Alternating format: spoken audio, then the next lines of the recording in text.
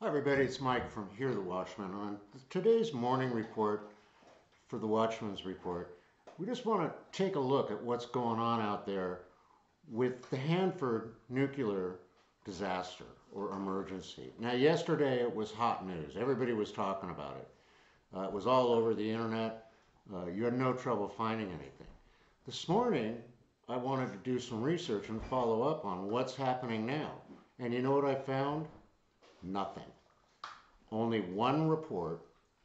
And what they're saying now, and this is if you want to believe the uh, Nuclear Regulatory Agency uh, or the environmental people out there from the U.S. government, if you want to believe what they're saying, they are saying that there's absolutely no radiation leak, that there's nothing to be concerned about, and that the disaster has been averted. But the question is, did we really dodge the bullet this time around? I mean, there is a gigantic hole. And Pastor Paul Begley today on his report on his YouTube channel, and you can find that easily by Googling Pastor Paul Begley YouTube, has some true insight to what actually happened here, where the tunnel, the ground above the tunnel actually collapsed. And the tunnel was supposed to be lined with steel, concrete, then steel. Now this dates back to the 40s, so that steel could have been completely rusted out. But the question is, wouldn't the site, the Hanover site, known about this? Now, to make things even worse, yesterday I checked out the Hanover nuclear plant's Facebook page. It's a scary thing. They've got tours, public tours of this facility, and one comment on there was, you definitely want to come here. It's a bucket list item. Well, right now it could be the end of your bucket list. So, what do we do here? Who do we believe? I don't really know the answer to that question right now. I think we all need to do our independent research, but I do want to share something with you from the Spokesman's Review, which is a Seattle-based newspaper, and they bring up an interesting point. Even if it is completely safe right now at this point, the cleanup will be absolutely potentially disastrous. And what they say is how the hole, estimated at 400 square feet, will be plugged or covered, or how long that will take, remained unclear Tuesday morning. Officials said they are exploring placing a barrier between the contaminated equipment inside and outside air without causing the hole to grow bigger. Now let's look at that statement. Okay, the contaminated equipment inside and the outside air. That's a little frightening. Certainly, and this is a quote from the Hanford facility, certainly the cleanup includes technical challenges and hazards, Henderson said. Sometimes you run into unexpected situations like this, and our employees are figuring out a path to deal with it. Now, this place has been there since the 40s. It has been shut down. The Purex, this is a Purex facility that dealt with plutonium and uranium and was there to create the bombs that were dropped on Hiroshima and Nagasaki to end World War II. Okay, so it's been closed down for years. Years.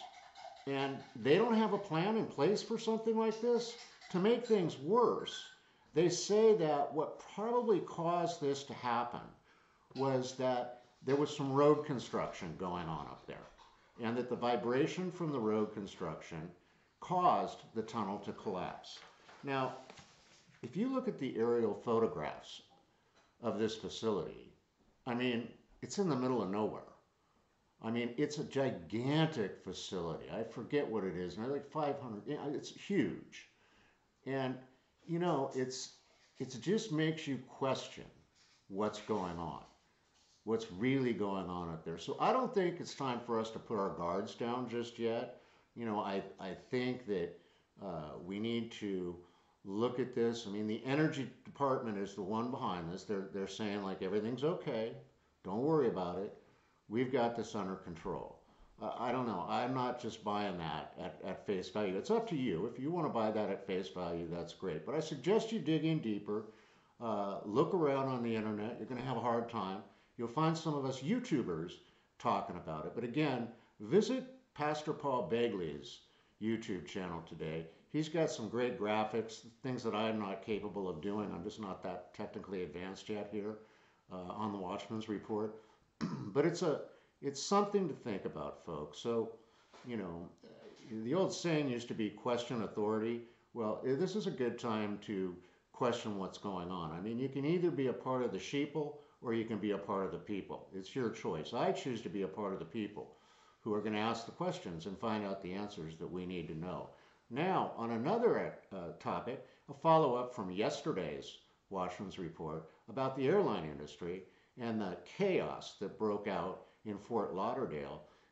Drudge Report today has several new items that have come up.